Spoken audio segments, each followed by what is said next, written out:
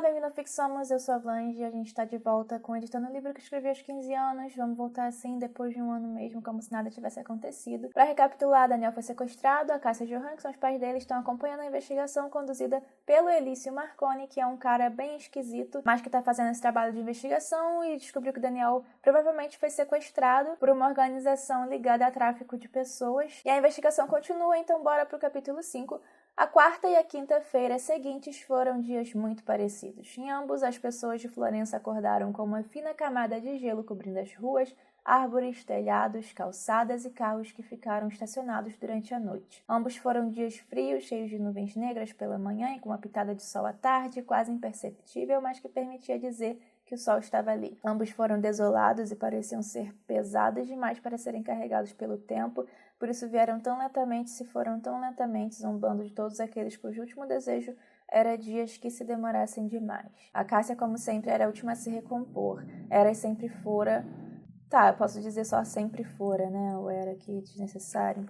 Sempre fora uma mulher impositiva, de personalidade marcante, mas quando suas emoções atraíam, tornava-se demasiado dependente. Nessas férias, Johan frequentemente teve que consolar a mulher. Passava bastante tempo com ela, acalmava quando tinha pesadelos, enxugava suas lágrimas, beijava e dizia que a amava para fazê-la sentir melhor. Proteger as pessoas que amava fazia parte da pessoa que Johan era. Mas ele também precisava de consolo e não sabia onde buscá-lo. Era um homem forte, física e emocionalmente, mas até a pedra mais forte se desgasta com a força da água e uma pedra desgastada não pode sustentar muito peso sem fender. Um clichêzão dramático, né? Mas vamos terminar o parágrafo, pelo menos. Por isso os dois estavam tão infelizes. Os pais da Cássia tentavam ajudar, tinham amor e carinho à sua filha e seu genro, e isso os fazia sentir melhor, mas não completamente renovados. Isso só quem poderia fazer era Daniel. Depois dos dias pesados, o seguinte teve alguma coisa um pouco diferente. Além das nuvens resolverem se dissipar um pouco, deixando os raios do sol passarem por um fino cobertor branco e macio que tomava formas onduladas com o vento, como ondas no céu. Nossa, é uma descrição gigante só para falar de nuvem. Marconi telefonou dizendo que tinha boas notícias sobre a investigação. Então vamos fazer o seguinte, esses primeiros parágrafos são inúteis e ruins, então eu vou cortar eles. Aqui eu só tô falando do clima e de como tá tudo triste, aqui eu tô falando também como a Cássia e o Johan estão tristes, mas isso tudo já é muito óbvio, então eu vou cortar essa primeira página toda e eu vou dizer o seguinte... Vamos cortar aqui. Vou botar assim, na próxima vez que Marconi telefonou, a pessoa mais disposta a se encontrar com ele foi Fabrício. Aqui eu também vou cortar. Então, beleza, muito mais enxuto. A pessoa mais disposta a se encontrar com ele foi Fabrício. Eles combinaram de se encontrar em uma lanchonete. Marconi disse que esse seria um encontro rápido e que a conversa seria sobre uma organização que constava em sua lista. Ele agora tinha um principal suspeito e queria saber o que os outros achavam. Fabrício foi ao encontro do detetive. A lanchonete ficava a 15 minutos do apartamento e era um lugar de tamanho médio, claro e aconchegante, com um agradável cheiro de comida que se espalhava no ar. Era aquecido e tinha bancos acolchoados, e era um espaço com poucas pessoas.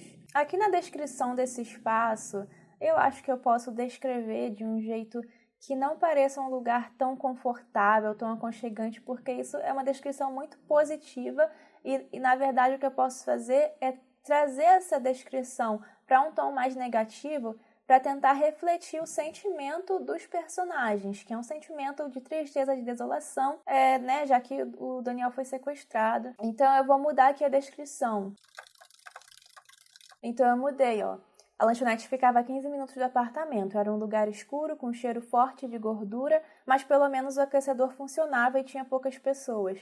Aqui eu já estou trazendo a descrição para um polo mais negativo. Tornar esse lugar mais desconfortável encaixa melhor no sentimento dos personagens, nessa situação da história. E ainda boto, mas pelo menos o aquecedor funcionava e tinha poucas pessoas, ou seja, pelo menos tem ali um pequeno ponto positivo, que é também refletindo aí essa pequena esperança que a família tem de que o Daniel seja encontrado através dessa investigação. E por que eu estou me detendo nisso? Porque a descrição do espaço, muitas vezes, você pode usar para comunicar o sentimento dos personagens, né? Para dar um tom que seja mais adequado aos eventos que estão acontecendo ali na sua história. Quando Fabrício chegou, Marconi já estava lá. Vestia um belo traje de esporte fino e sobre a mesa à sua frente tinha um copo de café vazio e um maço de papéis grampeados. Pelo visto, ele estivera lendo. Tchau, Marconi cumprimentou, erguendo a cabeça e acenando brevemente para que Fabrício pudesse achá-lo, mesmo sendo desnecessário, já que era a mínima quantidade de pessoas que estavam lá, comendo seus sanduíches, lendo seus livros ou bebendo qualquer coisa. Bom, eu já disse que tem poucas pessoas, eu acho que eu posso cortar isso tudo aqui. Não são informações tão relevantes assim, eu acho que não precisam estar na história. Fabrício cumprimentou Marconi e se sentou. Quase no mesmo instante, Marconi acenou para a garçonete, que estava conversando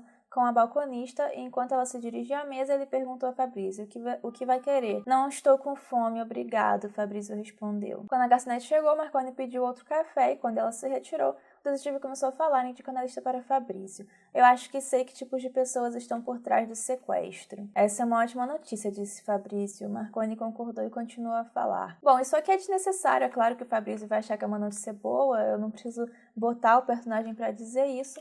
Eu posso ir direto ao ponto. Então, a fala do Marconi, né? Fica assim: eu acho que sei que tipos de pessoas estão por trás do sequestro. Fiz algumas pesquisas e acho que o perfil do crime se parece mais com o tipo de coisa da Capelli. Já ouviu falar? Não sei direito. O nome é familiar, eu já devo ter ouvido em algum lugar. Respondeu Fabrício, contraindo os lábios, tentando se lembrar. Talvez em algum jornal ou na televisão há muito tempo. A garçonete voltou com o café de Marconi e sorriu para ele ao entregar-lhe o copo. Marconi sorriu de volta, agradecendo. A moça era jovem e bonita, Fabrício reparou, e seus inúmeros longos cachos balançaram adoravelmente quando ela se virou e voltou para o balcão, retomando a envolvente conversa com a outra mulher, rindo baixinho. Também acho que não tem por que descrever a moça jovem e bonita, porque, afinal, não é o foco dos personagens, é algo que eu, da minha cabeça, devo ter tido a ideia de descrever, mas meio que dá a entender que eu vou deixar só até aqui, porque o fato de Marconi sorrir de volta e tal mostra a personalidade dele e o comportamento dele diante da situação tá sendo condizente com isso, então acho que posso deixar essa parte. Talvez sorriu Marconi dirigindo-se a Fabrício, que recuperou o foco. Eu não gosto mais de botar sorriu como se fosse um verbo de Sandy. E aqui eu vou tirar que ele recuperou o foco porque ele não tá olhando pra mulher. Talvez, disse Marconi dirigindo-se a Fabrício. Antigamente era uma máfia muito popular, mas perdeu espaço quando o chefe, Oliver Capelli, morreu. Mas eu não acho que ele esteja realmente morto. Acho que está vivo e escondido em algum lugar e está por trás desse sequestro. Fabrício fez uma careta, dando ao rosto mais rugas do que já tinha naturalmente. Você acha que um homem que foi dado como morto é o sujeito com mais probabilidade de ter cometido esse crime? E por que não? Marconi deu de ombros. Deixe-me contar uma história. Aí eu vou trocar o deixe-me por vou, porque, né, é o mais próximo de como as pessoas falam. Tomou 2 goladas do café quente como se a temperatura da bebida não estivesse tão alta. Aqui eu vou cortar o quente, porque eu já tô dizendo que a temperatura da bebida tá alta, né? Depois falou como se estivesse se divertindo. Não é exatamente como se ele estivesse se divertindo, né? Eu vou botar, depois falou enérgico. Era uma vez em Veneza um bando de ladrões viciados que traficavam drogas. O negócio deles cresceu e eles viraram uma grande organização criminosa, mas depois todos foram detidos.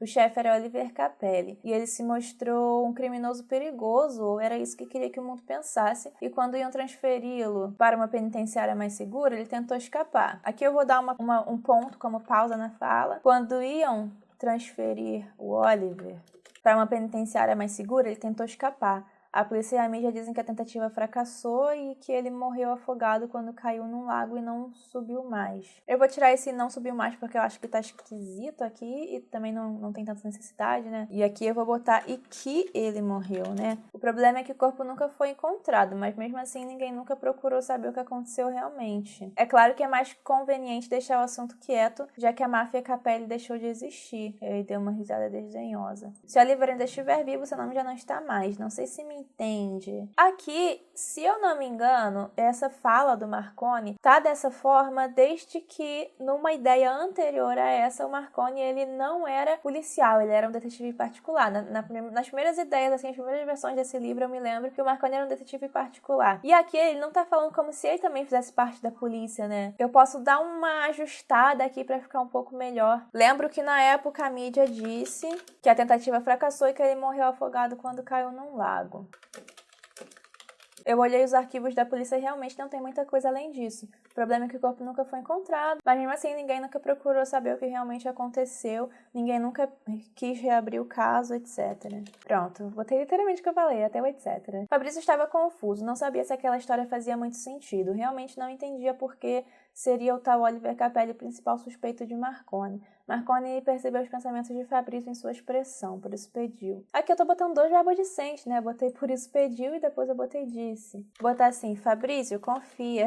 O melhor argumento, né? Mas Fabrício não conseguia diante dessa história. Então Marconi se levantou repentinamente, estendendo a lista para ele dizendo: tudo bem. Acredite ou não, essa é a minha principal suspeita. Vou continuar minhas investigações seguindo essa linha. Gostaria que confiasse em mim quando estiver pronto. É só isso. Fabrício achou o comportamento de Marconi inesperado e estranho. Pegou a lista e observou o detetive ir embora, mas antes que ele pudesse dar 5 passos, chamou-o de volta. Calmamente, Marconi voltou e se sentou de novo no mesmo lugar onde estivera há alguns segundos. Olhou para Fabrício, um olhar duro que quase dizia: fale logo o que tem para falar. Então Fabrício falou: bem, começou não sabendo exatamente melhor de continuar. Aqui eu não preciso dizer isso porque pelas reticências todas já dá para ver que ele tá com uma fala hesitante, sem saber muito bem o que dizer.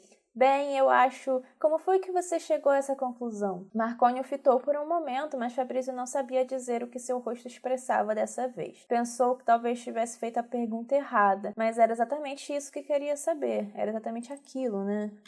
Marconi umedeceu os lábios e finalmente respondeu. Talvez Oliver esteja comandando outra organização criminosa. Mas por que cisma em acreditar que é Oliver? Vou botar, mas por que você... cisma em acreditar que é Oliver. Eu e minha equipe pesquisamos muito sobre todas as pessoas nessa lista, ele respondeu. Sua voz estava firme e autoritária, talvez com um pingo de irritação. Eu vou tirar isso aqui porque eu acho que o contexto já mostra que ele tá insistente, então assim, já mostra que ele tá firme no assunto. Sabemos mais sobre elas do que muita gente na própria polícia. Aqui também é remanescente de quando ele não era policial. Com certeza, porque, né, pra ele dizer isso. Eu e minha equipe pesquisamos muito sobre todas as pessoas nessa lista, ele respondeu. Vou explicar como eu trabalho. Aqui é minúscula. Conheço o estilo de cada criminoso e comparo com o estilo do crime. Não desconto Oliver Capelli só porque os ignorantes acham que ele está morto. Não quero que você se esqueça de que eu já resolvi inúmeros casos difíceis e quero que saiba que muitos deles, talvez a maioria, ou talvez todos, foram baseados no mesmo princípio: conhecer os criminosos e o crime. É óbvio que as chances de eu estar certo agora não são de 100%, mas nunca foram em nenhum dos outros casos. E mesmo assim, eu estava certo no final. Se não quer confiar em mim, confie no meu histórico. Ou melhor, confie em mim de qualquer jeito. Estou tentando ajudar, mas preciso que você aceite minha ajuda. Marconi se calou, desviando os olhos para todos os lugares, menos para os olhos também azuis de Fabrício, que a encarara durante todo o discurso, mesmo quando o velho desviava o olhar. Aqui eu achei confusa essa frase. Então eu vou botar assim: Marconi se calou, desviando os olhos para todos os lugares. E aí eu acho que cabe um ponto final aqui. Fabrício não sabia o que dizer, estava ligeiramente constrangido. Uma parte dele ainda estava insegura, outra queria poder confiar em Marconi e todas queriam que Daniel voltasse a salvo para casa. Tudo bem, ele disse, ainda com uma partícula de receio que precisava ser controlada, mas lutava sem cessar. Parece que você sabe o que faz. Marconi sorriu mostrando os dentes brancos. Os 2 homens ficaram calados por alguns segundos e Marconi quebrou o silêncio, dizendo em voz baixa: eu sei o que eu faço, mas não se dirigindo a Fabrício. Aqui eu vou mudar esse gerúndio. Aliás, eu vou cortar isso aqui tudo. Eu sei o que eu faço. Sua voz estava distante. Meio esquisito, né? Eu não consigo visualizar muito isso. Ah, tá. Aqui o narrador tá entrando nos pensamentos do Marconi. Aqui eu não quero que o narrador entre na mente do Marconi, porque o narrador não entra na mente do Marconi em nenhum outro momento que eu me lembre, não por querer, né? Então isso acaba sendo um desvio aqui. Eu vou botar assim: eu sei o que faço. E continuou a olhar para o nada. E voltou a olhar para o nada, parecendo mergulhar em seus misteriosos pensamentos. Baixou a cabeça, apoiando com a mão fechada entre a bochecha e o queixo, o cotovelo na mesa. Essas posições muito específicas eu acho confuso, né? Na hora que a gente está escrevendo, a gente está visualizando, mas na hora que o leitor vai ler, fica um pouco confuso. Botar só, baixou a cabeça apoiando-a no queixo, né? Tá, mudei. Baixou a cabeça apoiando-a no queixo. Isso daqui dá pra visualizar melhor do que quando tem mais detalhes, por incrível que pareça. Com a outra mão, afastou para trás umas mechas de cabelo que caíram sobre a testa. Ficou olhando para o copo de café como se ele fosse muito interessante. Eu sei o que faço, repetiu tão baixo que a voz ficou presa no pulmão e não conseguiu sair. Vou botar o seguinte, mal conseguiu sair de dentro dos lábios que se moveram. E assim a gente fecha o capítulo 5. Bom, eu vou gravar aqui o capítulo 6. Se você gostou do vídeo, dá um like, se inscreve no canal. Os outros vídeos desse quadro estão na playlist que tá aqui nos cards. E até a próxima.